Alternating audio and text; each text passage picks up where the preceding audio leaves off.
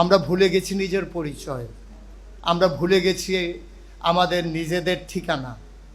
এজন্যে আমি সকল জায়গায় সকলকে স্মরণ করিয়ে দিতে চাই যে আপনি আপনার নিজেকে আয়নার সামনে দাঁড় করিয়ে অন্তত 3টা প্রশ্নের জবাব আপনার নিজ থেকে নিয়ে নেবেন। 1 নম্বরে আমি কে, 2 নম্বরে কে আমাকে পাঠালো, 3 নম্বরে কেন পাঠালো। আমি কে, তার পরিচয় আল্লাহ কোরআনুল কারীমে ১,৫০০ বছর আগে দিয়েছেন।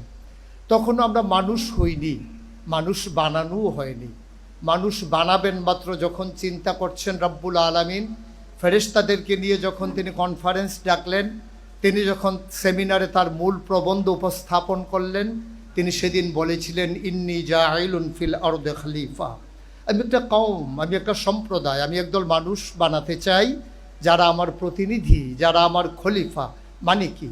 মানে হচ্ছে আমি যা চাই আমার চাওয়াগুলোকে পাওয়ায় পূর্ণতা দিতে গিয়ে যারা কাজ করবেন, আমি ওই একদল মানুষ বানাতে চাই।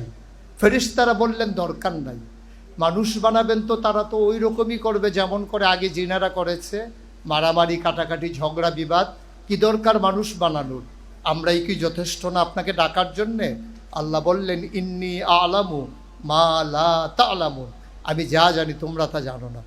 আজকে নিশ্চয়ই আল্লাহ তাবারক ওয়া তাআলা এই বৃষ্টি স্নাত দিনে আজকে ইশারা করে ফেরেশতাদেরকে দেখাচ্ছেন, ওই হল রুমের দিকে তাকিয়ে দেখো, যে মানুষ বানাতে না করেছিলে তারা ফিতনা ফাসাদ সৃষ্টি করবে বলে আজকে হল রুমে তাকিয়ে দেখো একদল মর্দে মুজাহিদ মানুষ, যারা এখনো চেতনা লব্ধ, যারা এখনো তারা আগাতে চায় নিজের চেতনাকে শানিত করার জন্যে, এখনো যাদের খেলার বয়স দূর হয়ে যায়নি, এখনো যারা ভাবতে শেখার সময় হয়নি, এখনো যারা নিজেকে বিলিয়ে দেওয়ার সময় হয়নি, তাকিয়ে দেখো সেই নবীনেরা আজকে দীপ্ত শপথ গ্রহণ করছে কেমন করে পৃথিবীকে সুন্দর করে সাজানো যায়।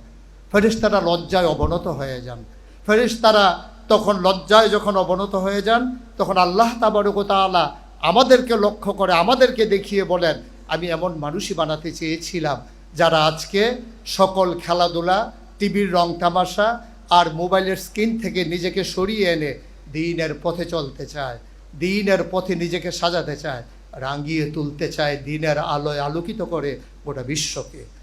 আল্লাহ তাবারক ওয়া তাআলা এজন্যই আমাদেরকে বানিয়েছিলেন। তাইলে আমি কে? আমি হচ্ছে আশরাফুল মাখলুকাত, আমি সৃষ্টির সেরা। ফেরেশতাদের বাধা সত্ত্বেও যিনি আমাদেরকে তৈরি করেছিলেন উসওয়াতুন হাসানা, আইডল, আইকন, মানুষের মডেল হিসাবে।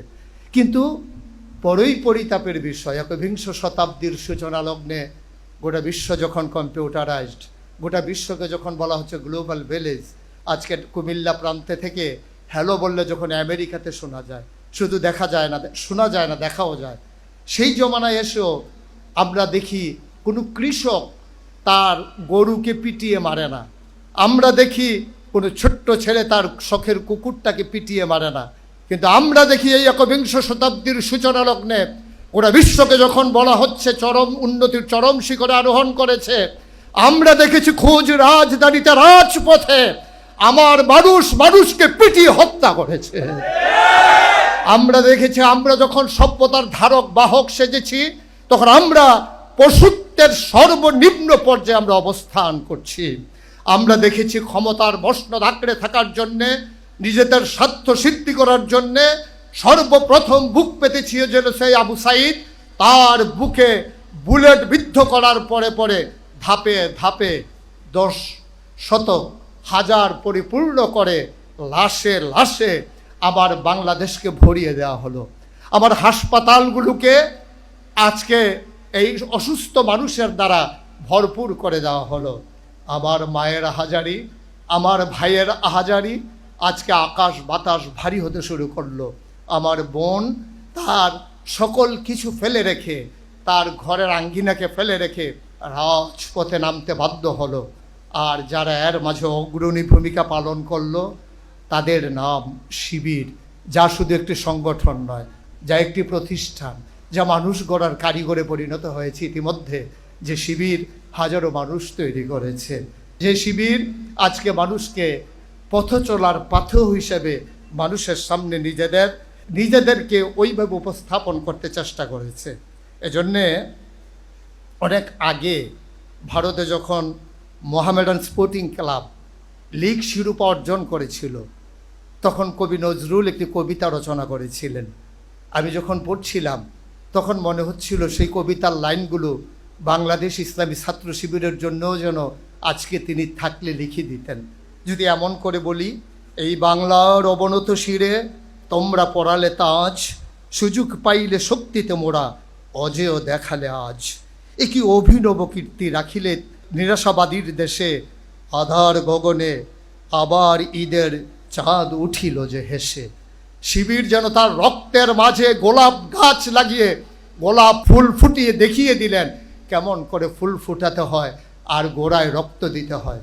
আমি বিশ্বাস করি, আমি তাদেরকে নিয়ে স্বপ্ন দেখি, আমি তাদের মাঝে আমি আশায় বুক বাঁধি যারা আজকে আমার সামনে বসে আছে। আমি বিশ্বাস করি শিবির যদি স্বমহিমায় সচেতনায় জেগে থাকে তাইলে বাংলাকে আবার পেছনে ফেলে দিতে পারে এমন কোনো শক্তির উদ্ভব হওয়ার সাহসই বাংলাদেশে কেউ করবে না ইনশাআল্লাহ। আমার বিশ্বাস শিবির হবে অতন্ত্র প্রহরী। আমার বিশ্বাস শিবির নিজেকে জাগাবে এবং ঘুমন্ত মানুষকে জাগিয়ে তুলবে। আজকের এই নবীন বরণ অনুষ্ঠানে আমরা যদি নিজেদেরকে জাগিয়ে নিতে পারি, সে পতাকা তলে ঐক্যবদ্ধ করে নিয়ে নিজেদেরকে গড়ে তুলতে পারি আর নিজেদেরকে চেতনায় সারিত করে নিতে পারি, যেমন করে জেনেছিলাম আমি কে আমাকে পাঠালেন, তিনি নিজেই বলে দিলেন যে তিনি সেই যে রব্বুল আলামিন। কেন পাঠালেন আল্লাহ তাও জানিয়ে দিলেন, ইয়া আইয়ুহান্নাস উবুদু রাব্বাকুম আল্লাযী খলাকাকুম ওয়াল্লাযীনা মিন ক্বাবলিকুম লাআল্লাকুম তাত্তাকুন। আল্লাহ এই জন্যই আমাদেরকে পাঠিয়েছেন যে হে মানুষেরা, উবুদু রাব্বাকুম, তোমরা ইবাদত করবে তোমার রবের, যিনি তোমাকে সৃষ্টি করেছেন। তিনি মায়ের আর বাবার মধুর মিলনে যখন তারা লিপ্ত হয়েছিল তখন বাবার পিঠ থেকে মায়ের বুক থেকে দুফুটো পানি সবেগে নিগৃহীত হয়ে যে জায়গাটা গিয়ে একত্রিত হয়েছিল মায়ের সেই রেহেমের ভিতরে দুফুটো পানি হয়ে গেল এক ফোঁটা রক্ত। এক ফোঁটা রক্ত সেখান থেকে হয়ে গেল এক টুকরা গুস্ত, প্রলম্বিত হলো, হাত হলো, পা হলো, নাক হলো, মুখ হলো, চোখ হলো, মানুষে পরিণত হলো। এ পৃথিবীতে আসলো এই পৃথিবীকে সাজানোর জন্যে। সুতরাং আজকে যারা তোমরা নবীন, আজকে যারা তোমরা এসেছো এই আঙ্গিনায় নিজেদেরকে সাজিয়ে দেওয়ার জন্যে, নিজেদেরকে রাঙিয়ে দেওয়ার জন্যে, নিজেদেরকে রাঙানোর মাধ্যমে, নিজেদেরকে সাজানোর মাধ্যমে মায়ের মুখে হাসি ফোটানোর জন্যে। এখানে নিশ্চয়ই এমন অনেক ছেলে আছে, এমন অনেক মেয়ে আছে যারা একেবারেই দরিদ্র পরিবার থেকে উঠে এসেছে। এখানে নিশ্চয়ই এমন অনেক ছেলে আছে যাদের মা অন্য বাড়িতে কাজ করে সন্তানের জন্য লেখাপড়ার যোগান দিয়েছে। এখানে এমন অনেক সন্তান আছে যাদের বাবা কৃষিকাজ করে, ধান বিক্রি করে তার সন্তানের জন্যে সুন্দর একটা পোশাক উপহার দিয়েছে। আমার ছেলে বড় হয়েছে, আমার ছেলে কলেজে পড়বে, আমার ছেলে ইউনিভার্সিটিতে যাবে, ও যেন বন্ধুর কাছে লজ্জা না পায়। বাবা কষ্ট করে জীবন যাপন করে কিন্তু নিজের সন্তানকে বুঝতে দেয় না, নিজের সন্তানকে অপমানিত হতে দেয় না, শির উঁচু করে দাঁড়াতে শিখায় বাবা। শুধু বাবাই করে যাবেন? আমরা সন্তানেরা বাবার জন্য কিছুই করব না? আমরা কি শুধু তাদের চোখের পানি দেখব, মুছে দেওয়ার জন্য কোমল হাত দুটি এগিয়ে যাবে না? আমরা কি শুধু মায়ের চিকিৎসার টাকা দিয়ে নিজেরা মানুষ হব, মায়ের চিকিৎসার ব্যবস্থা করব না? সেখানেই সকল কিছু মনে হয় যেন বেদনায় পর্যবসিত হয়ে যায়। আসুন আমরা নিজেদেরকে মানুষের মতো মানুষ তৈরি করে আমরা মায়ের মুখের হাসি একেবারে দিগন্তে ছড়িয়ে দেই। আমরা বাবাকে জিজ্ঞেস করব, বাবা ধান কাটা হবে কখন? আমি এখন আর বাড়িতে আসব না, যখন ধান কাটা হবে আমি এসে তোমার কাঁধের ধানের ভার আমার কাঁধে নিতে চাই। তোমার সন্তানের কচি কাঁধ এখন অনেক শক্ত হয়েছে, তোমার সন্তানের কাঁপা কাঁপা হাত এখন বলিষ্ঠ হয়েছে, তোমার ছেলের চোখের পানি এখন রক্তে পরিণত হয়েছে। সুতরাং কষ্টে আর তোমাকে থাকতে দেব না। আমি চাই তোমার ধানের ভার আমার কাঁধে উঠুক, তোমার দোকানদারির দায়িত্ব আমার কাঁধে আসুক। এভাবে আমরা যদি নিজেকে মানুষের মতো মানুষ করে পরিচয় দিতে পারি, সেদিন বাবার বুক গর্বে ভরে যাবে, মায়ের অশ্রু সেদিন সান্ত্বনার অশ্রুতে পরিণত হবে। আসুন রং চঙের এই দুনিয়ায় নিজেদেরকে ভাসিয়ে না দিয়ে আমরা সমাজের দায়িত্ব নিতে শিখি। যেমন কবে আল্লামা ইকবাল বলেছিলেন, ইসরাবে রঙ্গ বুকু গুলিস্থা সমঝা হেতু আহায় নাদান কক্ষকু আশিয়ান সমঝা হেতু। আহারে ও মুসলিম সমাজ, ও তরুণেরা, তোমরা রংচং দেখে মনে করো এটা বোধহয় ফুল বাগিচা, আর দুদু মরুভূমির মাঝে সূর্যের তির্যক আলো যখন পড়ে মনে হয় যেন পানির ফোয়ারা।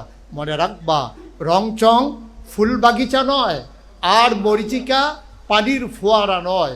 সুতরাং আসো আমরা জেগে উঠি।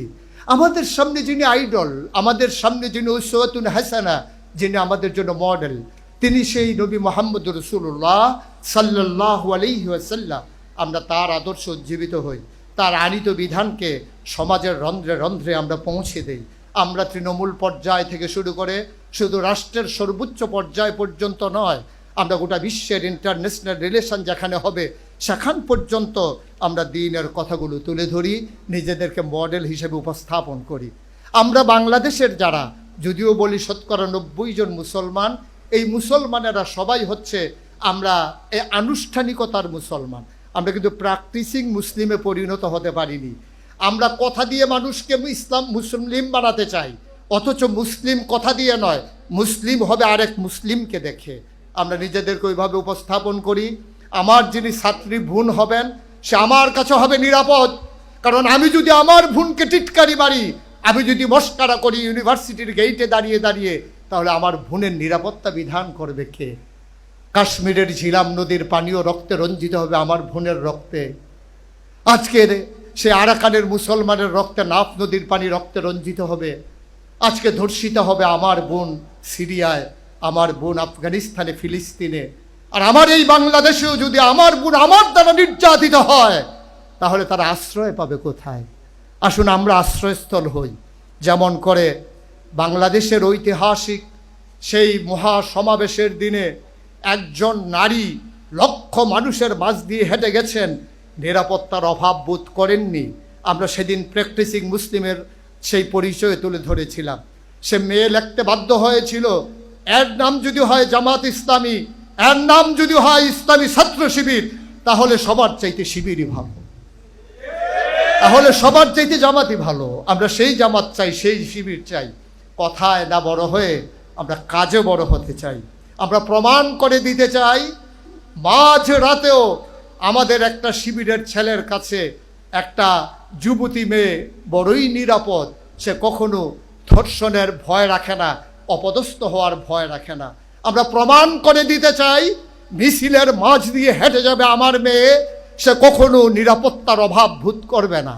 আজকে স্বাগত জানাই কুমিল্লা ভিক্টোরিয়া কলেজে যারা নতুন হিসেবে পদার্পণ করেছেন।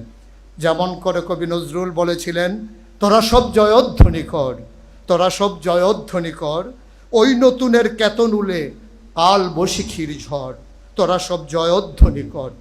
আসলো এবার অনাগত প্রলয় নেশারে নিত্য পাগল, সিন্ধু পাড়ের সিংহধারে ধমক হেনে ভাঙল আগল। মৃত্যু গহন অন্ধকূপে মহাকালের চণ্ডরূপে, ধূপ্রধূপে বজ্র শিখার মশাল জেলে আছে ভয়ঙ্কর। তোরা সব জয়ধ্বনি কর, তোরা সব জয়ধ্বনি কর। পৃথিবীকে প্রেজেন্ট করো, পৃথিবীর কাছে বাংলাদেশকে প্রেজেন্ট করো। শিবিরের ছায়া তলে ঐক্যবদ্ধ হও, পতাকা তলে জাগিয়ে দিয়ে ছেলেদের জানিয়ে দাও, আমরা ছিলাম, আমরা আছি, আমরাই থাকবো ইনশাআল্লাহ।